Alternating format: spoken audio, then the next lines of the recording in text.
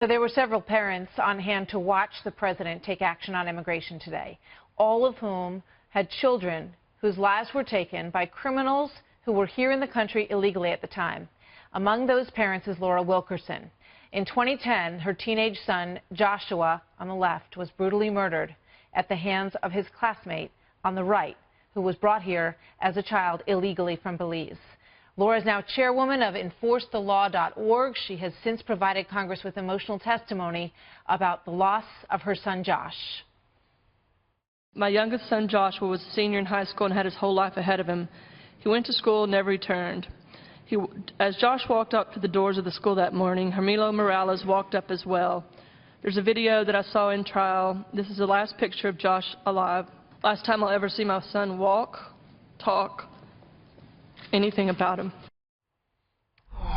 She relives this every day, and she joins us now along with Jose Antonio Vargas, who is a self-proclaimed undocumented immigrant. He's an activist and the founder of #EmergingUS. I know this has been an emotional day for both of you, and I really want to thank you both for being here today.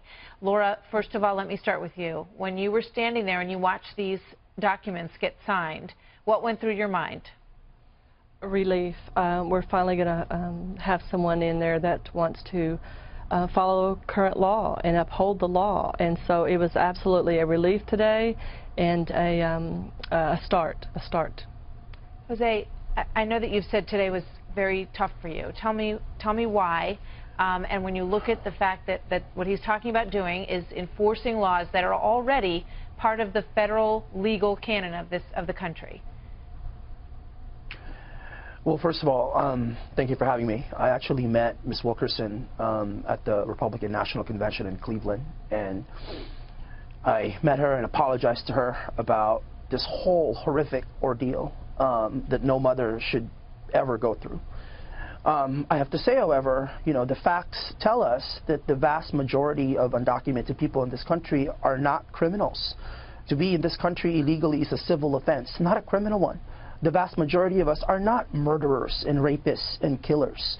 That man that ended up, you know, that horrible tragedy was committed by an outlier, not as somebody who is part of the norm. I don't think anyone is suggesting, Jose, that everybody who is here who's undocumented is a murderer. That's not what it's about.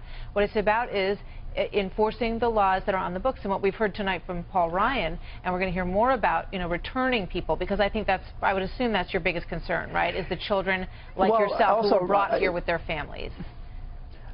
But the thing though is the implication of the language that we've been using and how we talk about people, right? I have to say, by the way, let's talk about enforcing the laws.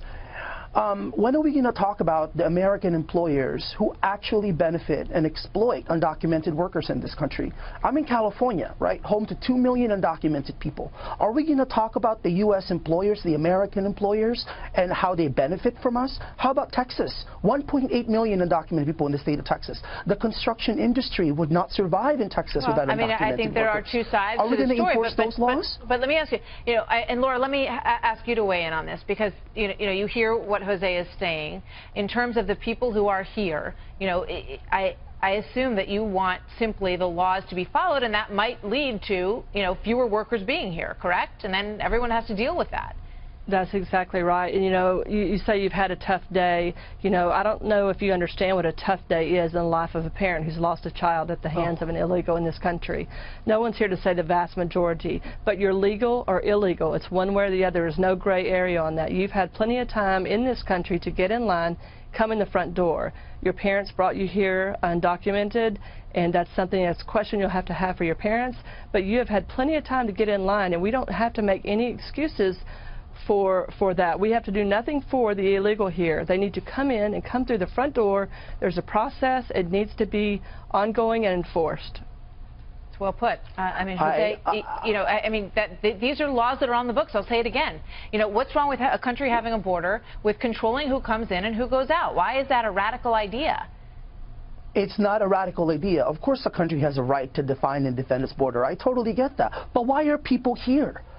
Are we here so people can enjoy calling us criminals and being dehumanized and being taught that all we're doing is actually be a burden in this country, when the reality is we contribute billions of dollars to the economy of this country? But let me address, what Laura just said. Oh, you actually should talk to the IRS and the Social Security Administration. We have paid billions of dollars into Social Security and to the federal government. How do you have a Social Security card to be in this country? How do you have a Social Security number? Social Security Administration. So, well, but this is, I'm asking you, how do you get that as an undocumented I believe your grandfather bought it. Is that right? My grandfather bought it. But let me just say this about the comment that you made. I live in the gray area. This is not black and white. There is no this gray is not area. about just illegal. Millions of people live the gray area every day. You are in this country illegally, and that's it. We've got to leave it there. No gray and area. I thank both of you for being here. The details of all of this will come out in the days and weeks to come. It's clear from what we've heard so far that it is criminal, people who have committed crimes, who are here illegally, who would be first on the list for this kind of pushback. So Laura Wilkerson, thank you very much. Jose Vargas, thank you very much, both of you. Obviously, a continuation of that conversation is to come.